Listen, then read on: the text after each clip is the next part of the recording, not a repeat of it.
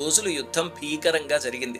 ఆ యుద్ధంలో అమ్మవారు వాడి కళ్ళని పొడిచి, బాహువుల్ని నరికి, గుండెని చీల్చి సంహరించారు.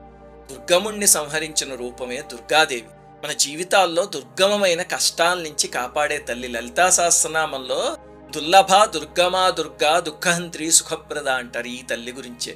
ఈ అవతార గాథ నుంచి మనం ఏం నేర్చుకోవాలి అంటే, ఈ మధ్య ఒక వ్యగ్రత తయారైంది. ఏమిటంటే పీఠాధిపతులు మహాత్ములు ఏం చేస్తున్నారండి, వాళ్ళ మఠాల్లోంచి బయటకు వచ్చారా, రోడ్డు మీద సనాతన ధర్మం కోసం పోరాడారా అంటూ వాళ్ళని తూలనాడటం. గుర్తుపెట్టుకోండి, వాళ్ళు రోజు చేసే అనుష్ఠానం, వాళ్ళు రోజు చదివే వేదం, అవే ఈ కలికాలంలో ప్రకృతికి శక్తినిస్తుంది. వాళ్ళు జాతికి చేసే మేలు అదే, అంతకన్నా ఇంకేం చెయ్యక్కర్లే. అందుకే చూడండి, వేదాన్ని వేద విధుల్ని హింస పెడితే సాక్షాత్ అమ్మవారే దిగొచ్చేసారు. వాళ్ళందరినీ కంటికి రెప్పలా కాపాడుకోవడం కూడా సనాతన ధర్మంలో బాధ్యతే అని ఈ కథ మనందరికీ చెప్తుంది. శ్రీమాత్రే నమః.